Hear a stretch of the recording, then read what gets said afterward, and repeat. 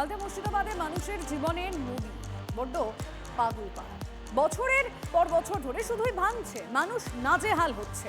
সরকারের কাছে, রাজনীতির কাছে অনেক কিছু আশা করেছিলেন বলরামপুরের মানুষ, কিন্তু আশাও নদীর মতোই পার ভাঙছে ওদের জীবনে।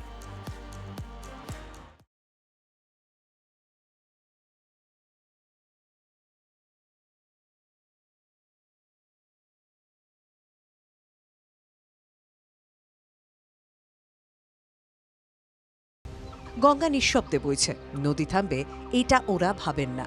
কিন্তু যাদের কথা ভেবেছেন, যাদের কথা শুনেছেন, তাদের কথাও যে নদীর স্রোতের মতো ভেসে যাবে সেটা আশা করেননি। বাড়িঘরের মতো নেতাদের থেকে পাওয়া প্রতিশ্রুতিও পার ভেঙেই চলেছে। মালদার রতুয়া ১ নম্বর ব্লকের বলরামপুর বাঁধ, প্রায় ৪০০ থেকে ৫০০ পরিবার এই বাঁধেই আশ্রয় নিয়েছেন বহুদিন ধরে। নদী বাড়ি ঘর গিলেছে, সম্বল এখন এই ছাউনি। ভোট এলে নদীর পারে প্রতিশ্রুতির স্রোত আসে, ভোট গেলেই পার ভাঙে প্রতিশ্রুতির। বলরামপুরের ক্ষুব্ধ মানুষ এবার তাই ভোট বয়কটের ডাক দিচ্ছেন। আর এতজন আমরা অসহায় হয়ে বাঁধের উপরে বাড়ি করে আছি, আমরা সরকারের কোনো সাহায্য পাই না। যখন ভোটের সময় আসে হাত জোর করে ভোট নিয়ে চলে যান ওরা, আর আমাদের দিকে তাকিয়ে কিছু দেখে না। আমাদের এমএলএ সাহেব প্রতিশ্রুতি দিয়েছিল, অনেকগুলা লোক পাঠিয়ে দেখাতো যে আমরা গঙ্গার ব্যবস্থা নিচ্ছি, কিন্তু আদৌ গঙ্গার ব্যবস্থা না হলো না। জঞ্জাল টোলাই কোনো পাট্টার জমিন আমাকে দিল না, আবাস যোজনার বাড়িও নাই। ADO office, BDO office, MLA সাহেবের কাছে সবারই কাছে গেলাম, কেউ আমাকে আশ্রয় দিল না। একটা পরিবারে 7টা 8টা 10টা করে আবাসন যোজনা নিয়েছে, আর আমাদের বাদের উপরে যারা এসেছে তারা তার মেম্বারের কাছে নাই।